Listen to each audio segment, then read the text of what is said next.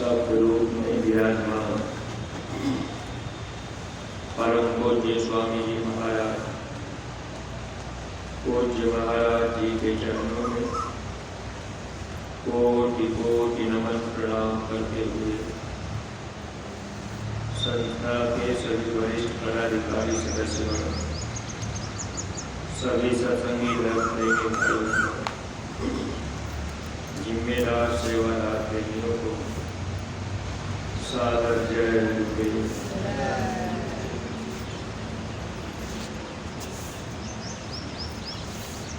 परमार्थी प्रेमी भाई बहनों, जब इस मानव जीवन में सच्चे सद्गुरु मिल जाते हैं, सद्गुरु हम जीवों के अंग संग हमेशा रहते हैं। अगर मानव जीवन में सच्चे महापुरुष न मिले तो इस जीवात्मा की रक्षा नहीं हो पाती। नाम की दौलत देने के बाद सत्य महापुरुष हमेशा हम सब जीवों की मदद करते रहते हैं। लोक और परलोक दोनों जगह महात्मा हमारी आपकी संभाल करते हैं। मानव जीवन में अगर महापुरुष न मिलते, ये जीवन हम लोगों का धोखे में निकल जाता।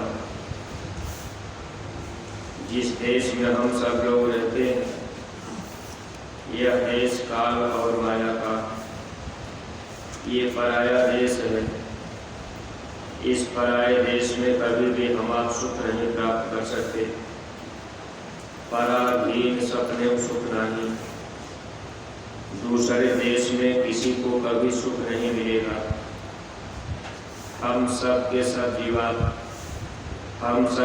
जीवात्माएं सुख के देश के रहने वाली इस मृत लोक में हम लोग आए। यहाँ कर्म के जाल में हम सब जीव फंस गए। यहाँ से छुटकारा हम जीवों का नहीं हो पाता, क्योंकि काल भगवान ने ऐसा नियम बना के रखा है कि कोई भी जीव छूटने न पावे। अगर इस मानव जीवन में हम लोगों ने अच्छा कर्म भी कर दिया तो अच्छे कर्म का फल भी 84 में जीव को दिया जाता है। स्वामी जी महाराज कभी कभी सत्संग में सुनाया करते थे, या आपने कभी देखा होगा, कोई कुत्ता ऐसी गाड़ी में बैठ करके चलते, उन कुत्ते को लोग पाल लेते हैं, उनको अच्छा भोजन कराते, नहलाते धुलाते और ऐसी गाड़ी में बैठा के घुमाते हैं। ऐसा क्यों? स्वामी जी महाराज बताया करते थे कि जब वो जीवात्मा मनुष्य शरीर में थी तो मनुष्य शरीर में अच्छा कर्म की, अच्छे कर्म करने के बाद भी फिर उसको 84 में कुत्ते में जन्म मिला। देखिए परमार्थी प्रेमी भाई बहनों, आज इस मानव जीवन में अगर सद्गुरु न मिले तो कर्म प्रधान देश में अब हम आप यहाँ कभी भी सुख पाएंगे नहीं। अगर मानव जीवन में कुछ अच्छे कर्म भी कर दिए तो हम आप ये सोचेंगे कि चलो हमको फायदा हो जाएगा। अच्छे कर्म का भी फल इस जीवात्मा को 84 में दिया जाता है। स्वामी जी महाराज सत्संग में कभी कभी हम प्रेमी भाई बहनों को ये बातें बताया करते थे। ये पाप और पुण्य का देश है, अच्छे और बुरे कर्मों का देश है। यहाँ दो में से कोई न कोई कर्म हर जीवों से बनता रहता है। चाहे हम लोग अच्छा कर्म करें या बुरा कर्म करें, ये कर्म हम लोगों के लिए बंधन है। जबकि वेद मत में कर्म ही पूजा माना जाता है, लेकिन संत मत ये कहता है कर्म बंधन है। अच्छा करेंगे तब भी फंस जाएंगे, बुरा करेंगे तब भी फंस जाएंगे। अच्छे बुरे कर्मों से छुटकारा कब होगा? जब जीवन में सच्चे सत्वेदी महात्मा मिलेंगे। अगर सच्चे महापुरुष न मिले तो जीव का कर्मजाल से छुटकारा नहीं होगा। हम आप राजा महाराजा बनकर, सेठ साहूकार बनकर, अब करोड़पति करोड़पति बनकर इस मानव जीवन में चाहे जितना धन दौलत इकट्ठा कर लें, चाहे जितना अच्छा कर्म भी कर दें, अगर सद्गुरु नहीं मिले तो ये जीवात्मा फिर 84 लाख योनियों में वहाँ दुख पाती है। क्योंकि मानव जीवन में अगर हम आप अच्छा कर्म कर भी दिए तब भी कहीं न कहीं फसाव हो ही जाता है। स्वामी जी महाराज ये बात बताते हुए कह रहे हैं कि वो कुत्ता जो है अगले जन्म में अच्छा कर्म किया वही जीवात्मा थी, लेकिन फिर 84 में जाना हुआ क्योंकि जीवन में सद्गुरु नहीं मिले। यही अपने मथुरा आश्रम पर जब ये मंदिर बन रही थी, स्वामी जी महाराज कुर्सी लगाए बैठे थे, सेवा चल रही, सेवादार प्रेमी सेवा कर रहे थे।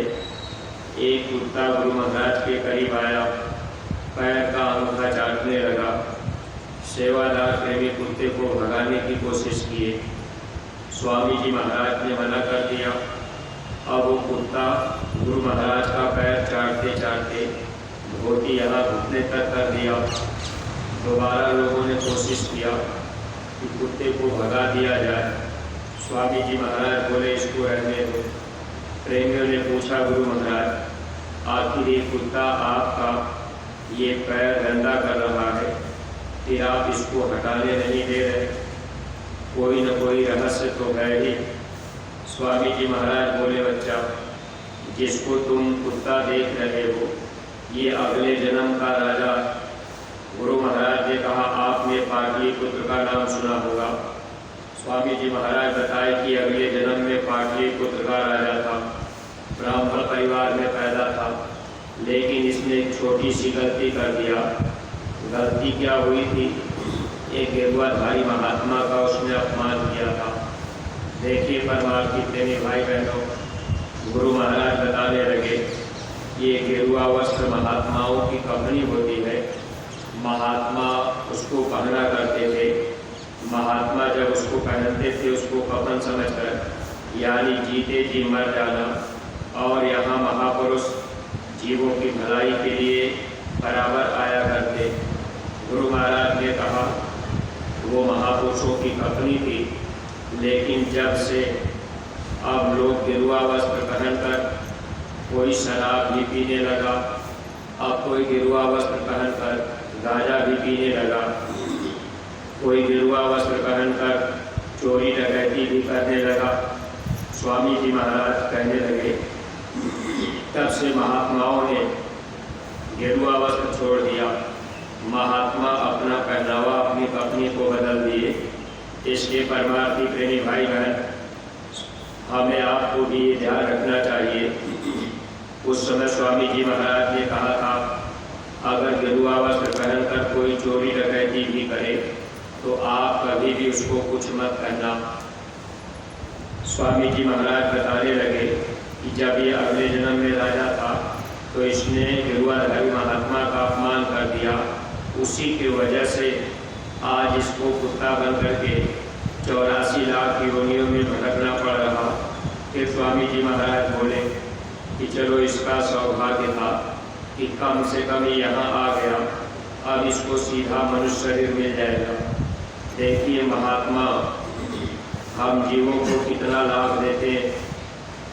ये दरबार गुरु महाराज ने ऐसा बनाया, अगर कोई गुनाहों का अभाव कितना भी चाहे हम आप गुनाह किए, लेकिन अगर इस स्थान पर आकर मंदिर में जाकर अपने गुनाहों की अगर हम आप माफ़ी मांग ले, मानव जीवन में चाहे जो भी अच्छे बुरे कर्म हमसे आपसे बन गए, मांस मछली अंडा शराब चाहे जो भी खा पी दिए, अज्ञानता भूल भरम में गलतियाँ हुआ करती हैं, अगर ये गलती हमसे आपसे हो भी गई, अगर हम आप मंदिर में जाकर मंदिर के देवता से कहें कि हमने गुनाहगार, हमने इतने गुनाह किए, आप मेरे गुनाहों को माफ़ कर दीजिए, क्योंकि हम जानते नहीं थे कि ये बुरे कर्म इसकी सज़ा भोगनी पड़ेगी।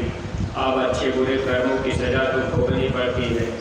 मंदिर के देवता गुनाहों को माफ़ करते हैं। इसीलिए स्वामी जी महाराज ने ये कहा था कि इस मंदिर के मुंडेर से अगर एक पक्षी भी टकरा गया या कोई पक्षी मंदिर पर बैठकर वो उड़ गया तो उसको भी मानव जीवन मिल जाएगा, यानी मनुष्य शरीर मिल जाएगा। ये वरदानी मंदिर गुरु महाराज ने बनवाई। ये विश्व का अजूबा है। ताजमहल भी इसके आगे फीका पड़ता। इस मंदिर में हिंदू, मुसलमान, सिख, ईसाई कोई जाति पाति का भेदभाव नहीं। ये मानव जाति का मंदिर है, सभी धर्मों का, क्योंकि महात्मा जब भी आए तो सबको लाभ देने का काम करते रहे। परमार्थी प्रेमी भाई बहनों, आज इस मानव जीवन में अगर हम आप राजा महाराजा बन के अच्छा भी काम कर दिए तो अगले जन्म में फिर हमको आपको 84 में ही जाना है। इसलिए मानव जीवन में सद्गुरु का मिलना ये सबसे बड़ा सौभाग्य का विषय होता है। जब सद्गुरु जीवन में मिल जाते हैं, हमेशा हमारी आपकी संभाल करते हैं, अंग संग रहते हैं। देखिए, बाबा जयमल सिंह जी महाराज के समय की एक घटना है। बाबा जयमल सिंह जी महाराज अपने समय में प्रेमियों को जब नाम दान देकर भजन करने का रास्ता बताया करते थे, उनमें से एक नामदानी सत्संगी अब वो ड्यूटी किया करते थे। लेकिन देखिए, सीमा पर जब उनकी ड्यूटी लगी थी, उधर से दुश्मनों की टोली आ गई और इनके साथ में भी टोलियाँ थी। दुश्मनों ने एक बम फेंक दिया। जब वो बम गिरा तो जितने भी लोग थे उसमें लगभग सब के सब लोग साफ हो गए। वही सत्संगी बचा था, वो भी बेचारा बेहोश हो गया था। उसके दाहिने हाथ और पैर उड़ गए बम के गिरने से। बेहोशी की अवस्था में अब वो सत्संगी अपनी घटना लिखा। वो जिंदा तो रहा। उसने अपनी घटना ये लिखा कि जब बम आकर के गिरा, मैं बेहोश पड़ा था तो सद्गुरु खुद आए और वो हमको उठाकर गाड़ी में लाकर हॉस्पिटल में ले जाकर के भर्ती कर दिए। उसको ये बात ध्यान में थी। जब हॉस्पिटल में भर्ती हो गया तो होश आया तो उसने पूछा भी कि भाई, इस हॉस्पिटल में हमको कौन लाया, किस गाड़ी से लाया गया, कौन सा ड्राइवर लाया। तो इस बात को कोई नहीं बता पाया, क्योंकि सद्गुरु ने उस समय पूरी मदद की थी। अब वो हॉस्पिटल में रहते रहते दवा चलती रही, लेकिन अभी घाव पूरा नहीं हुआ था, क्योंकि दाहिना हाथ और दाहिना पैर दोनों उड़ गया था।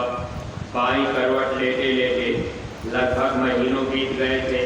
बाईं करवट में भी घाव हो गया था, बाईं तरफ भी घाव हो गया, क्योंकि एक ही तरफ बेचारा वो लेटे पड़ा। अब उसके बाद फिर घटना क्या हुई, दुश्मनों के तरफ से अब दुश्मन धीरे धीरे आगे बढ़ते गए। उस हॉस्पिटल में दुश्मनों के तरफ से डॉक्टर लगा दिए गए। जितने मरीज उस हॉस्पिटल में थे सबको जहर का टीका लगाया जाता था। जब उस सत्संगी के पास डॉक्टर जहर का टीका लगाने गए तो सत्संगी ने अर्ज किया कि आप कृपा करके हमको छोड़ दीजिए, ये जहर का टीका मत लगाइए। लेकिन उस समय जो दुश्मन के तरफ से डॉक्टर थे उन लोगों ने टीका लगा दिया जहर का। जहर का टीका लगते ही अब उसके सामने लाल पीला दिखाई देने लगा। अब वो अपनी घटना बयान किया। बाबा जयमल सिंह जी महाराज के वो शिष्य रहे।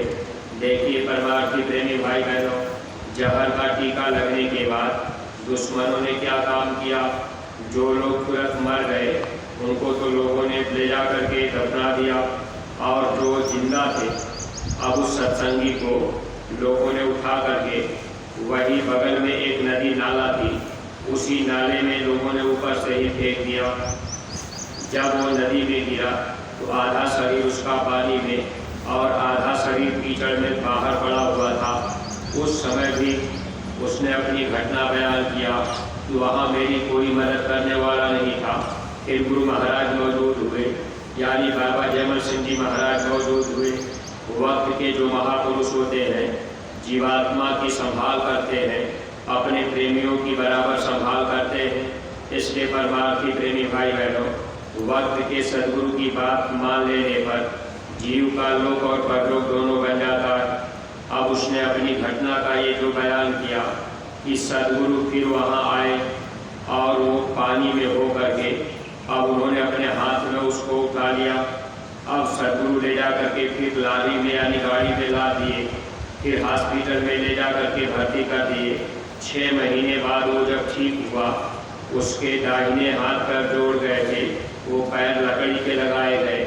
फिर वो अपने गुरु का दर्शन करने के लिए जब बाबा जयमल सिंह जी महाराज के पास गया, सत्संग सुना, दर्शन किया, तो दर्शन करते समय उस प्रेमी ने अपने गुरु महाराज से पूछा कि हुजूर, जब दुश्मनों ने बम गिराया, मेरा दाहिना हाथ पैर उड़ गया था, उस समय आप मौजूद होकर के मेरी रक्षा किए थे।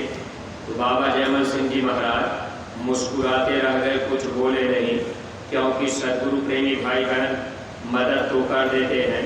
और देखिए, हम परमार्थी जीव जल्दी विश्वास भी पूरा नहीं कर पाते। फिर उन प्रेमी ने कहा, हुजूर, जब दुश्मनों ने जहर का टीका लगाकर हमको पानी में फेंक दिए थे नदी में, तो उस समय भी आपने ही मेरी मदद की थी। तो बाबा जयमल सिंह जी महाराज मुस्कुराते हुए सर हिलाए, कहने लगे, ऐसा उन प्रेमियों के साथ हुआ करता है जो प्रेमी अपने सदगुरु पर पूरा भरोसा करते हैं, जो लोग मेहनत ईमानदारी की कमाई करते हैं, सच्चे मन से सदगुरु के करीब लग जाते हैं। ऐसे जीवों की मदद सदगुरु बराबर करते हैं। परमार्थी प्रेमी भाई बहनों, हम लोगों का भी ये परम सौभाग्य है कि हम लोगों को गुरु महाराज मिले, ऐसे समर्थ सदगुरु। स्वामी जी महाराज ने ये कहा भी कि बच्चे, जब कभी मुसीबत का समय आ जाए, जय गुरुदेव नाम लेकर के आप पुकारोगे तो उस समय मैं आपकी मदद कर दूंगा। गुरु महाराज ने कहा कि मौत के समय अगर कोई देवी देवता भगवान आपकी मदद न करे, आप जय गुरुदेव नाम लेकर के पुकारना, मैं आपके सिरहाने खड़ा मिलूँगा। परमार्थी प्रेमी भाई बहन, हमारा आपका ये परम सौभाग्य है कि हम लोगों को ऐसे समर्थ सदगुरु मिल गए।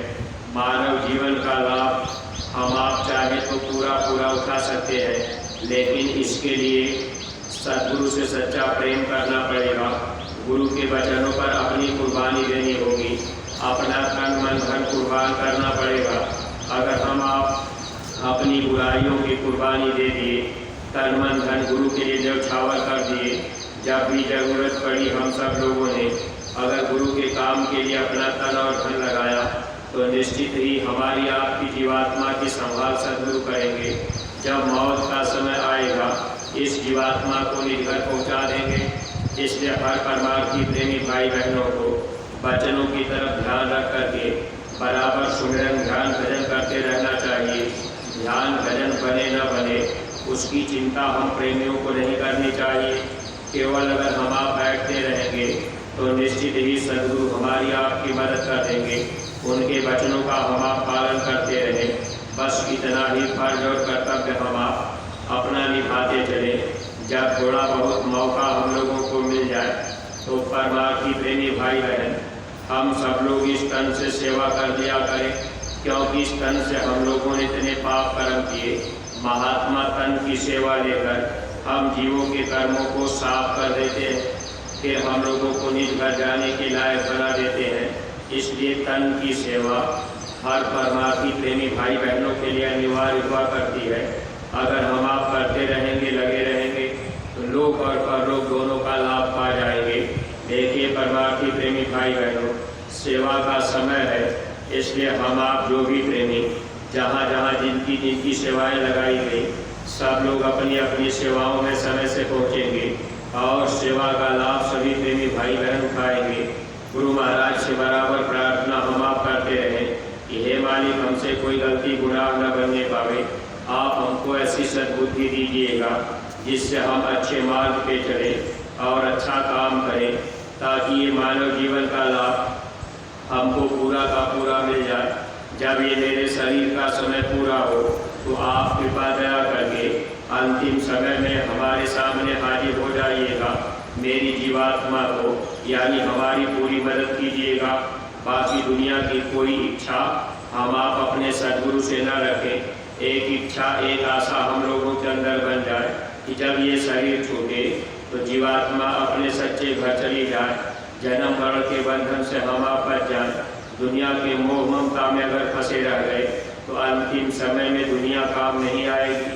जब मौत का समय आएगा, नातेदार, रिश्तेदार, सगे संबंधी छूट जाएंगे, अगल बगल कोई बंदूक लेके भी खड़ा रहेगा, तो मौत के समय फरिश्ते खींच ले जाएंगे। उस समय हमारी आपकी कोई मदद नहीं कर सकता। अगर कोई मदद करने वाला होगा तो वो सिर्फ शब्द भेदी सद्गुरु होंगे और दूसरा कोई नहीं मदद करता।